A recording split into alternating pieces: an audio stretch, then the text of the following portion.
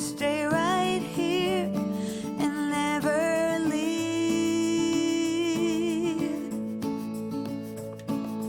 Wait up, sundown, wait a while. I don't want this day to end. Hello et bienvenue dans cette vidéo automnale. Regardez ce qui vous accueille aujourd'hui. Les premières feuilles orange, rouges sont tombées de l'érable. L'automne se fait désirer et attendre cette année au Québec. C'est ma saison préférée ici. C'est le moment où tout devient flamboyant, une espèce de feu d'artifice. Et on attend encore le feu d'artifice. J'ai envie de vous dire que tout est vert pour l'instant. Et ce qui est assez étrange pour la saison. En tout cas, bienvenue dans cette première vidéo automnale. Aujourd'hui, j'avais envie de vous partager un petit starter kit pour profiter au mieux de l'automne avec quelques-unes de mes petites choses qui font une différence, mes activités préférées en automne. Je vous laisse voir ça immédiatement. Mais avant ça, je vous emmène avec moi à la chasse aux décorations automnales. On est parti avec ma fille l'autre jour voir ce qui est proposé dans les boutiques au niveau des décos automnales.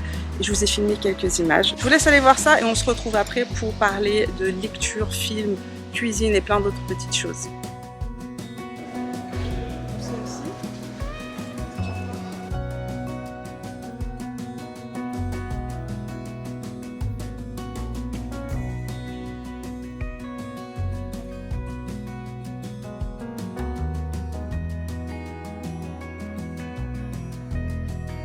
Ça, c'est pas mal ça.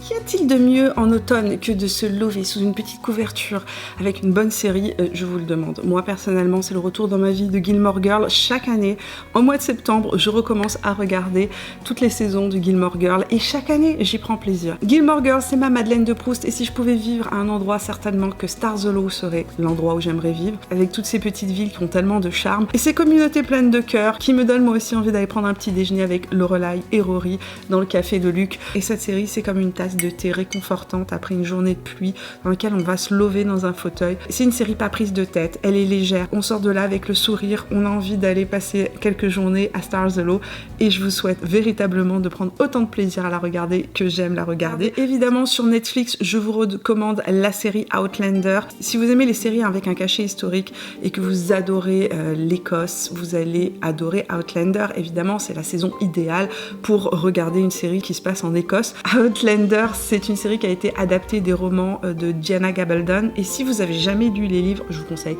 vivement de lire ces livres-là. On est sur une histoire d'amour entre le passé et le futur. Une jeune femme anglaise de la bourgeoisie, ancienne infirmière pendant la Seconde Guerre mondiale, qui se retrouve en fait catapultée dans le passé parce qu'elle a assisté à une cérémonie druidique, mais vraiment par hasard. Hein.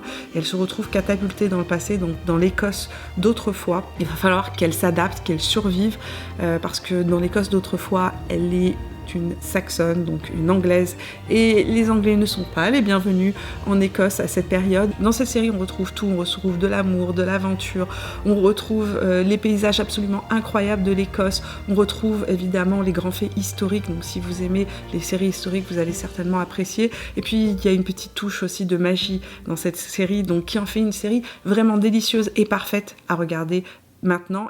Si vous cherchez une série d'enquête policière charmante, légère, bourrée d'humour, style Cozy Mystery un petit peu à la Agatha Christie mais en beaucoup plus marrant, je vous conseille Only Murder in the Building qui vient de sortir une nouvelle saison sur Disney+.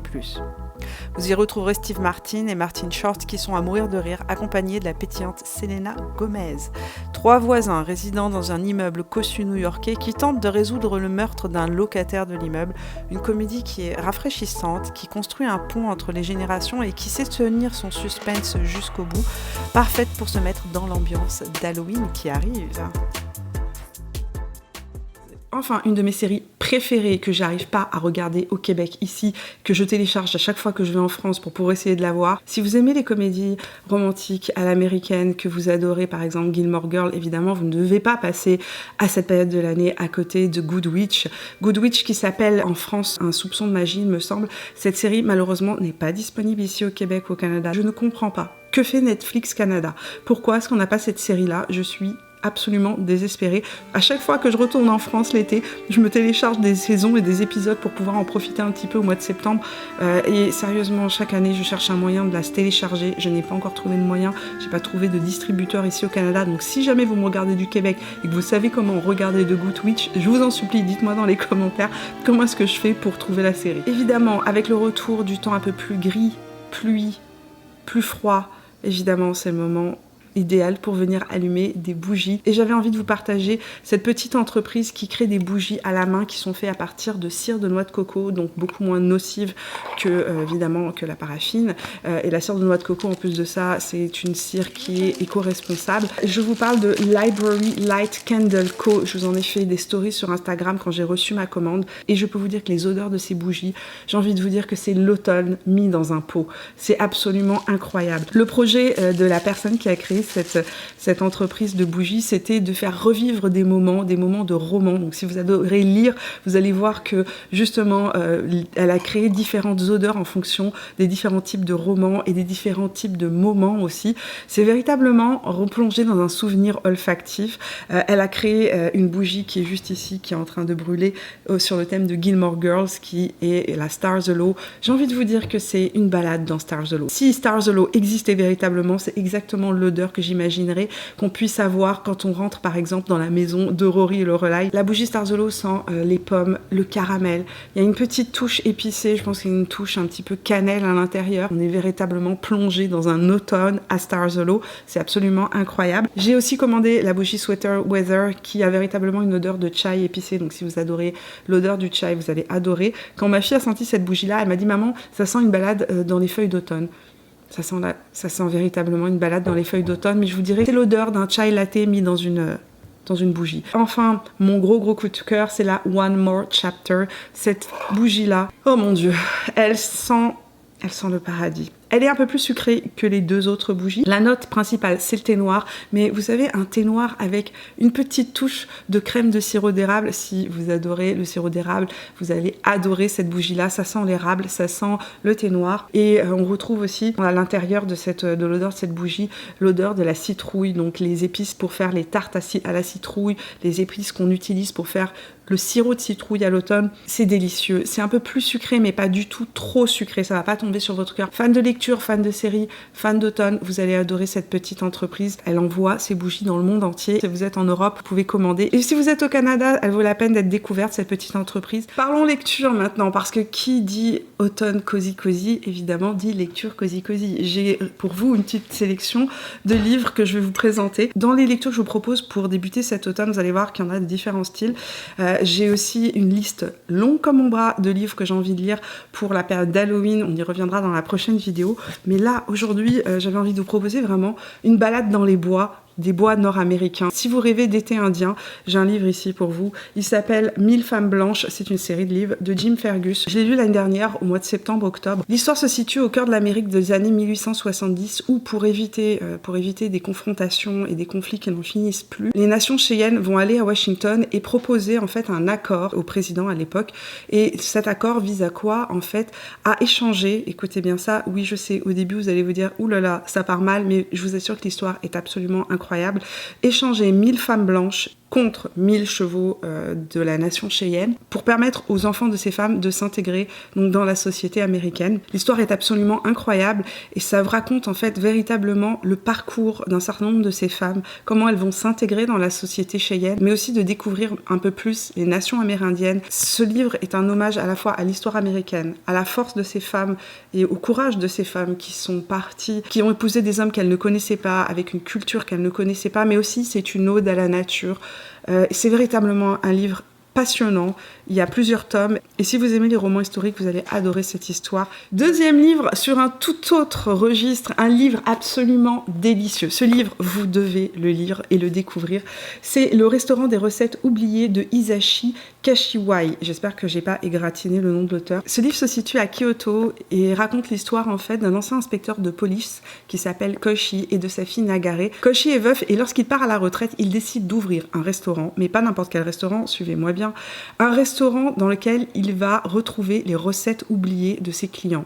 Le but ici n'est pas de servir n'importe quel menu, mais vraiment de remonter dans l'histoire de chaque client qui vient et qui recherche un souvenir. À travers ce roman, vous allez suivre les histoires de différents personnages, leur histoire personnelle, à travers la recherche donc de la recette oubliée, et ça permet de remonter dans les souvenirs de ces gens-là et de pouvoir retracer leur parcours. C'est absolument délicieux, ça se lit très très facilement, et ce qui est absolument génial, c'est que ce livre-là n'est pas seul. En fait, ça c'est le premier roman, donc le restaurant des recettes oubliées, mais ce livre-là a donné naissance en fait à toute une série de romans donc de Hisashi Kashiwai, et qui plus est, ce roman a été adapté en série au Japon, une série à succès. Donc j'ai quelques espoirs que peut-être, je ne sais pas moi, Netflix, Disney+, peu importe, traduit ce roman en série, parce que je vous assure que ce roman est absolument merveilleux, délicieux. Vous n'allez pas vous ennuyer une minute. Et vous allez voir, quand on arrive à la fin, on a juste envie de monter dans un avion et de partir visiter Kyoto et peut-être de tomber sur le restaurant des recettes oubliées. Si vous êtes fan de rom-com comme moi, c'est-à-dire les comédies romantiques,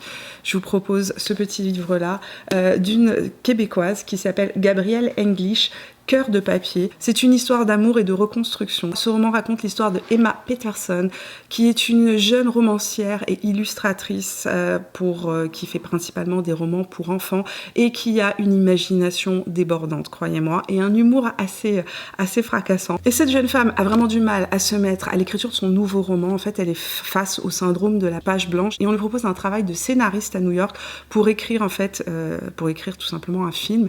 Et évidemment, elle va rencontrer l'équipe de ce film, découvrir la vie à New York et rencontrer un acteur célèbre. Je ne vous en dis pas plus. C'est léger, c'est gai, c'est plein d'humour. C'est une histoire de reconstruction. C'est une histoire dans laquelle on va chatouiller le destin sous ses allures légères et avec cet humour qui la caractérise. En fait, Emma, à l'intérieur d'elle, cache un secret. C'est un conte de fées contemporain, parfait pour la saison, parfait pour l'automne. Et en plus, pour moi, véritablement, New York en automne, c'est quelque chose d'absolument incroyable.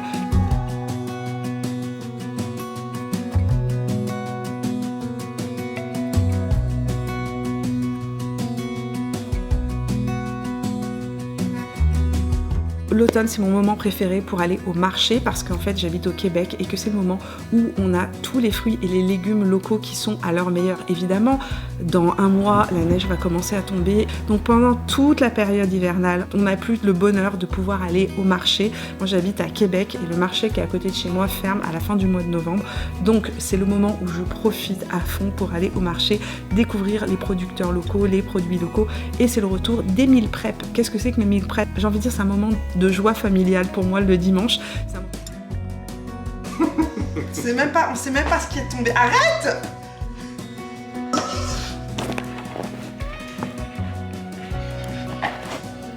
Et on est en train de boire le jus de Clafoutis. C'est pour voir si ça a un goût. C'est un moment que je partage avec mes enfants, en particulier ma fille parce qu'elle adore faire de la pâtisserie, et qu'on choisit chaque dimanche de faire une collation maison. Ça peut être donc un pain aux bananes, donc un cake aux bananes. Cette semaine par exemple, on a fait un clafoutis au bleuet parce qu'on avait plein de bleuets, des bleuets sauvages du lac Saint-Jean. C'est la période, elles étaient sorties, j'en ai acheté donc 2 gros caisseaux. On en a congelé une partie pour pouvoir faire nos muffins, etc. pendant l'hiver, pour pouvoir continuer à faire de la confiture aussi pendant l'hiver. Mais là, j'avais donc des bleuets qui restaient et on a fait un clafoutis maison. C'était absolument délicieux et tellement facile à faire. Sérieusement, le clafoutis, je pense que c'est le gâteau le plus facile à faire avec des enfants. Même si vous avez des enfants en bas âge, c'est inratable. Et puis même si vous êtes un grand enfant vous-même et que vous avez la dent sucrée, vous allez voir que le clafoutis, c'est la chose la plus facile à faire. Pour moi, c'est un petit moment suspendu dans le temps, et chaque automne, je prends un plaisir fou à recommencer à faire ces petits rituels de cuisine le dimanche avec mes enfants, avec mon mari. Donc voilà pour mon starter kit de l'automne. En tout cas, j'avais envie de vous partager comme ça quelques petites activités, quelques petites choses qui peuvent rendre ce début d'automne un peu plus doux. J'espère en tout cas que cette vidéo vous a plu. Si c'est le cas, n'hésitez pas à me laisser un petit pouce. Vous pouvez vous abonner à la chaîne en cliquant sur mon visage là où il apparaîtra à la fin de cette vidéo. Et puis moi, je vous retrouve donc dans 2 semaines pour une nouvelle vidéo lifestyle, un peu plus vlog cette fois-ci. Donc dans 2 semaines, on se retrouve pour les décos d'automne. Je vous fais plein de bisous et jusque là, portez-vous bien. Ciao!